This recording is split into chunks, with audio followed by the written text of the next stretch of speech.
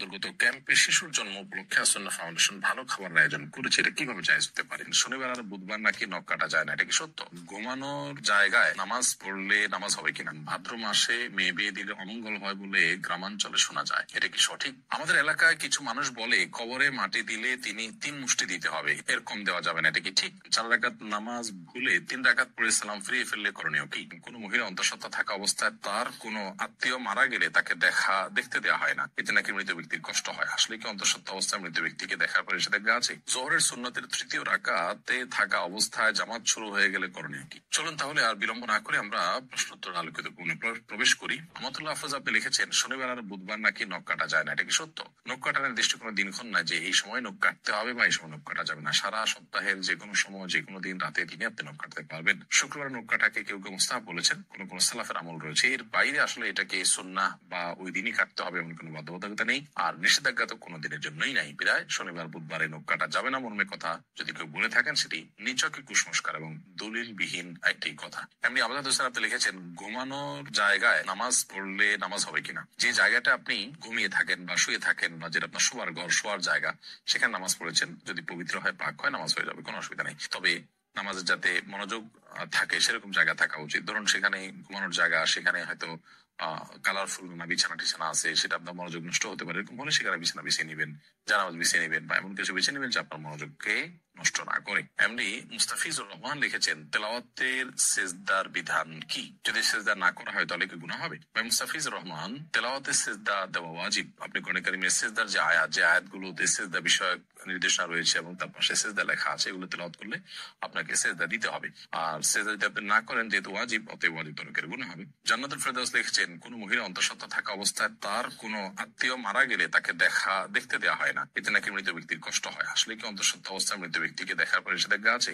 সম্পূর্ণ ভিত্তিহীন এবং কুসংস্কারের জন্য কথা। অন্তঃসত্ত্বা থাকা অবস্থায় অনেকগুলো কুসংস্কারের কথা আমরা জানি। এটা কাটা যায় না, সেটা কাটা যায় না, তারপরে চন্দ্রগ্রহণ হলে বাহির হওয়া যায় না, তারপর এই যে আরেকটা নতুন করে শুনলাম যে কোনো আত্মীয় মারা গেলে তাকে দেখা যায় না। একেবারেই ভিত্তিহীন কথা। আপনি যাদেরকে জীবদ্দশা দেখতে পারতেন, মৃত্যুর পর তাদেরকে দেখতে পারবেন। ধরুন আপনার শ্বশুর মারা গেছে, তো আপনি তাকে দেখতে পারবেন, যার সাথে আপনার দেখা দেওয়া যায় সেটাকে আপনি দেখতে পারবেন। অন্তঃসত্ত্বা হওয়া বা না হওয়ার কোনো সম্পর্কের সাথে বা এর কারণে কোনো পার্থক্য বিধানের ক্ষেত্রে হবে না। এমনি দেলোয়ার হোসেন লিখেছেন, আমি গরু পালন করি, অনেক সময় গরুর প্রস্রাবের ছিটা কাপড়ে লাগে, এই কাপড় পরে নামাজ পড়া যাবে কি না? ভাই দেলোয়ার হোসেন, আপনি যে গরু লালন পালন করেন, এই গরু লালন পালন করতে গিয়ে যদি ছিটা পড়ে, সেই ছিটা যদি শুয়ের আগার সমপরিমাণ হয়, এরকম ক্ষুদ্র ক্ষুদ্র ছিটা যদি পড়ে 2-4টা, কোনো অসুবিধা নেই, এতে অসুবিধা হবে না। কিন্তু যদি অনেক বেশি পেশাব লাগে, ছিটা নয় বরং ফোঁটা পড়ে, অনেক ফোঁটা পড়ে, তাহলে সেক্ষেত্রে সেই কাপড় আপনাকে পরিবর্তন করে বা কাপড়ের সেই জায়গাটা ধুয়ে, যেখানে লেগেছে ধুয়ে আপনাকে নামাজ পড়তে হবে। আমাদের এলাকায় কিছু মানুষ বলে কবরে মাটি দিলে তিনি 3 মুষ্টি দিতে হবে,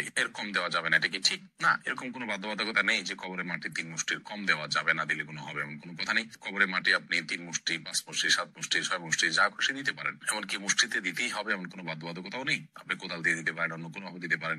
মৃত ব্যক্তিকে দাফন করা ফরজে কিফায়া। সমাজের কিছু মানুষ যদি সেটি করেন, সবার তরফ থেকে সেটি আদায় হয়ে যায়। অতএব মৃত ব্যক্তিকে দাফন করার এই কাজ আপনি শরীক হলেন, একটু মাটি দিলেন, এটা সবের কাজটা আপনি করেন, বাট আপনার এটা মাথায় রাখা দরকার যে 3 মুষ্টি দিতে হবে এরকম কোনো বাধ্যবাধকতার কথা কোরআন বা সুন্নাহর কোথাও বলা হয়নি। এমনি মুখলিসুর রহমান আপনি লিখেছেন, 4 রাকাত নামাজ ভুলে 3 রাকাত পড়ে সালাম ফিরিয়ে ফেললে করণীয় কি? 4 রাকাত নামাজ যদি 3 রাকাত পড়ে সালাম ফিরিয়ে ফেলেন এবং সালাম ফেরানোর সাথে সাথে মনে পড়ে, তাহলে ওই অবস্থা আপনি দাঁড়িয়ে যাবেন, আরো 1 রাকাত যুক্ত করে তারপর শেষে সিজদায়ে সাহু দিবেন। ইনশাআল্লাহ তাতে আপনার সালাত আদায় হয়ে যাবে। যদি সালাম ফেরানোর পর কথাবার্তা বলেছেন, উঠা বসা করেছেন, বা সালাত ভঙ্গকারী কোনো কিছু হয়েছে, হাঁটাচলা করেছেন, এরপরে আপনার মনে পড়েছে, তাহলে ওই সালাত পুনরায় আপনাকে আদায় করতে হবে। অর্থাৎ হাঁটাচলা করেছেন, উঠা বসা করেছেন, কথাবার্তা বলেছেন, এরপর আবার 1 রাকাত প্লাস করে সিজদায়ে সাহু দিলে কিন্তু আর হবে না। 4 রাকাত সালাতকে 3 রাকাত আদায় করেছেন, করে সালাম ফেরানোর সাথে সাথে মনে পড়লো, বা সালাম ফিরিয়েছেন, কোনো সালাত ভঙ্গকারী আর কোনো কাজ করেননি, মনে পড়েছে, তাহলে তৎক্ষণাৎ তার সাথে আরো 1টি রাকাত যুক্ত করে সিজদায়ে সাহু দিবেন, সালাত হয়ে যাবে ইনশাআল্লাহ তাআলা। এসএইচ মোহাম্মদ আল জাবির আপনি লিখেছেন, ভাদ্র মাসে মেয়ে বিয়ে দিলে অমঙ্গল হয় বলে গ্রামাঞ্চলে শোনা যায়, এটা কি সঠিক? না, এরকম কোনো কথা নেই। বিয়ের ব্যাপারে এমন কোনো সময় বা এমন কোনো কাল নেই যে সময় কালে বিবাহ হলে কোনো প্রকার ক্ষতি হতে পারে বা উপকার হতে পারে। বিবাহ সবসময় করা যায় এমন একটি বিষয়, শুধুমাত্র হজের এহরামরত অবস্থায় বিবাহ বন্ধনে আবদ্ধ হওয়া নিয়ে উলামায়ে কেরামের ভিন্ন মত আসে, একদল উলামা ইকরাম জায়েজ বলেন, অন্য দল উলামা ইকরাম না জায়েজ বলেন। তবে এর বাইরে অন্য বছরের অন্য কোনো সময়, রমজানের বাইরে কাটা চাঁদ বলে আপনার জিলহজ মাসে, কুরবানিদের মাসে, সে মাসে, কিংবা এই ভাদ্র মাসের কথা আমি নতুন জানলাম, তো এরকম কোনো মাসে বিয়ে করলে কোনো অমঙ্গল হয়, মঙ্গল হয় এরকম মনে করলে সেটি কুসংস্কার এবং বেদাত হবে। এ ধরনের কুসংস্কারের জন্য বিশ্বাসী হওয়া যাবে না। আফরিন জাহান লিখেছেন, আমার বাসায় প্রচুর পিঁপড়া, বিশেষ করে রান্নাঘরে কাজের সময় পিঁপড়া কামড়ায় বলে অনেক পিঁপড়া মেরে ফেলি, এতে কোনো গুনাহ হবে কিনা? পিঁপড়া যদি আপনি মারেন এতে গুনাহ হবে না, কিন্তু আগুন দিয়ে পুড়িয়ে পিঁপড়া মারবেন না, এ ব্যাপারে নবী সাল্লাল্লাহু আলাইহি ওয়াসাল্লামের নিষেধাজ্ঞা রয়েছে। এর বাইরে আপনার পিঁপড়ার উপদ্রব থেকে বাঁচার জন্য আপনি সেটা মেরে ফেলতে পারেন। যে কোনো প্রাণী আমাদের যদি উপদ্রবের কারণ হয় তাহলে সেটা থেকে আত্মরক্ষার জন্য আমরা সেটি মারতে পারি, কিন্তু নির্মম ভাবে বা অপ্রয়োজনে কষ্ট দিয়ে তাকে তিলে তিলে শেষ করা বলতে যেটা বোঝানো হয় সেটা করা জায়েজ হবে না। জোহরের সুন্নতের তৃতীয় রাকাতে থাকা অবস্থায় জামাত শুরু হয়ে গেলে করণীয় কি? জোহরের সুন্নতের তৃতীয় রাকাতে আপনি আছেন, এমন অবস্থায় জামাত শুরু হয়ে গেলে আপনি আরেক রাকাতের সাথে প্লাস করবেন এবং তাড়াতাড়ি সেটা শেষ করে জামাতে শামিল হয়ে যাবেন। এক্ষেত্রে নামাজ ভেঙে ফেলবেন না। এটাই হলো ফুকায়ে আহনাফের মত এবং এটা অধিকতর শক্তিশালী। আল্লাহ সুবহানাহু ওয়া তাআলা বলেছেন কোরআনে কারীমে, লা তুবতিলু আমালাকুম, তোমরা তোমাদের আমলকে বাতিল করে দিও না, নষ্ট করে দিও না। যদিও হাম্বলি মাযহাবের উলামায়ে কেরাম অনেকেই বলেন যে এরকম পরিস্থিতিতে আপনি নামাজ ছেড়ে দিয়ে জামাতে শামিল হবেন, কারণ নবী করিম সাল্লাল্লাহু আলাইহি ওয়াসাল্লাম বলেছেন, ইযা উকিমাতিস সালাতু ফালা সালাতা ইল্লাল মাকতুবা, যখন ফরজ নামাজের ইকামত হয়, একামত হলে তখন ফরজ নামাজ ছাড়া কোনো নামাজ পড়া জায়েজ নয়, যার কারণে আপনি সেটা ছেড়ে দিবেন, এরকম মত তারা দিয়ে থাকেন। মূলত এই হাদিসের আরেকটা ব্যাখ্যা হতে পারে, সেটা হলো যে যখন একামত শুরু হয় তখন আর ফরজ নামাজ অন্য কোনো নামাজ নয়, অর্থাৎ অন্য কোনো নামাজ শুরু করা যাবে না। কিন্তু শুরু করার নামাজ যে ভেঙে ফেলতে হবে সেটা কিন্তু এখান থেকে পরিষ্কার বোঝা যায় না, অর্থাৎ এটার একাধিক ব্যাখ্যা হওয়ার সুযোগ আছে, বিধায় এটা দিয়েই চূড়ান্ত ভাবে প্রমাণ করা যে নামাজ ভাঙা যাবে সেইটা সঠিক নয়। হাসানুল সিয়াম লিখেছেন, শুনেছি কেউ নেশাগ্রস্ত হলে 40 দিন ইবাদত কবুল হয় না। এখন প্রশ্ন হলো, কেউ নেশা করার পর 40 দিন না হওয়ার আগেই যদি তার ভুল বুঝতে পারে এবং তওবা করে ফিরে আসতে চায়, তবে কি সে ইবাদত করতে পারবে? প্রথম কথা হলো, ইবাদত তো করতেই হবে তাকে। পারবে মানে কি? ইবাদত করতে শুধু পারবে না, বরং ইবাদত করাটা তার জন্য আবশ্যক। 40 দিন ইবাদত কবুল হবে না এই ভেবে তিনি যদি 40 দিন নামাজ পড়া বাদ দিয়ে রাখেন, তাহলে তো ডাবল গুনাহ হবে তার।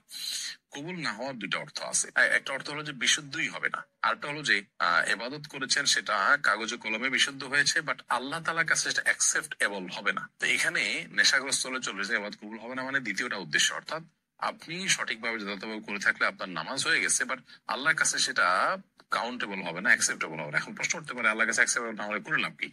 উত্তর হবে যে আপনি করে দায়মুক্ত হলেন, অন্তত আপনাকে আল্লাহ নির্দেশ করেছেন, নির্দেশ পালন করেছেন, সেই কাজটা অন্তত হয়েছে। আল্লাহ কবুল কি করলেন কি করলেন না সেটা তো আরেকটা বিষয়। তো এই জন্য এরকম পরিস্থিতিতে নামাজ বা অন্যান্য ইবাদতগুলো আমাদের ঠিক অব্যাহত রাখতে হবে। আমরা তো জানি জন্মদিন উদযাপন করা জায়েজ নেই, কিন্তু আমরা দেখলাম বন্যা দুর্গত ক্যাম্পে শিশুর জন্ম উপলক্ষে আসন্না ফাউন্ডেশন ভালো খাবার আয়োজন করেছে, এটা কিভাবে জায়েজ হতে পারে? দেখুন, প্রথম কথা হলো যে শিশুর জন্মের দিনটি, যে দিনে সে জন্মগ্রহণ করেছে, এই দিনটিতে বাবা মা, আত্মীয় স্বজন সবাই আনন্দিত, এবং সেই দিনে আনন্দিত হয়ে তারা যদি ভালো খাবার খান, মিষ্টি কিনেন, এটা না জায়েজ পৃথিবীতে কেউ কোনোদিনই বলেনি। শিশুর জন্মের দিনে ভালো খাবার ব্যবস্থা করা আর প্রতি বছর জন্মদিন উদযাপন করা, কেক, মোমবাতি সহ, যেগুলো প্রত্যেকটার আলাদা আলাদা ধর্মীয় ব্যাখ্যা আছে। কেক কেন ব্যবহার হয় জন্মদিনে, অন্য কোনো কিছু থাকতে কেক কেন, মোমবাতি কেন জ্বালানো হয়, এগুলো নিয়ে আপনি যদি একটু সোশ্যাল মিডিয়াতে অথবা আপনি গুগলে যদি সার্চ করেন তাহলে দেখতে পারবেন যে এর পেছনের রহস্যগুলো কি। অতএব ওই জিনিসগুলো একটা, আর জন্ম হয়েছে শিশুর, সে উপলক্ষে ওই দিনে মিষ্টি খেলেন, ভালো রান্না করলেন, যে কোনো আনন্দের ঘটনাকে কেন্দ্র করেই তো আমরা ভালো কিছু খাই। সেটাকে পৃথিবীর কোনো আরেক মানে নাজায়েজ বলেনি। দুটিকে যদি আমরা গুলিয়ে ফেলি তাহলে তো ভুল হবে, এবং সেই সাথে এটাকে কেউ ইবাদত শরিয়ার কাজও মনে করছে না। দুইটা জিনিস এখানে। জন্ম দিবস উদযাপন যেটি বছর বছর হয়ে থাকে, সেখানে যে সমস্ত আইটেমের প্রয়োজন হয় সেগুলো অগ্নি পূজকদের বিভিন্ন বিশ্বাস থেকে এসেছে, তাদের কৃষ্টি বা কালচার। আর যে কোনো আনন্দের বা যে কোনো সুখের কোনো ঘটনা আসলে তখন খুশি হয়ে নিজেরা ভালো কিছু খাওয়া বা খাওয়ানো, সেটাকে পৃথিবীতে কেউ নাজায়েজ বলেনি, এবং দুটি কখনো এক জিনিস নয়, এই পার্থক্যটা আমাদের করতে হবে। আমরা অনেক সময় এই বিষয়গুলোকে গুলিয়ে ফেলি। অ্যাক্সিডেন্টের কারণে আমার পায়ে প্লাস্টার লাগানো হয়েছে, এটা ভেজানো যাবে না, এমন অবস্থায় গোসল ফরজ হলে কি করবো? অ্যাক্সিডেন্টের কারণে আপনার পায়ে যে প্লাস্টার লাগানো হয়েছে পায়ে বা হাতে, সেই প্লাস্টার যদি ভেজানো না যায় পানিতে, তাহলে ওখানে প্লাস্টিক দিয়ে বিভিন্ন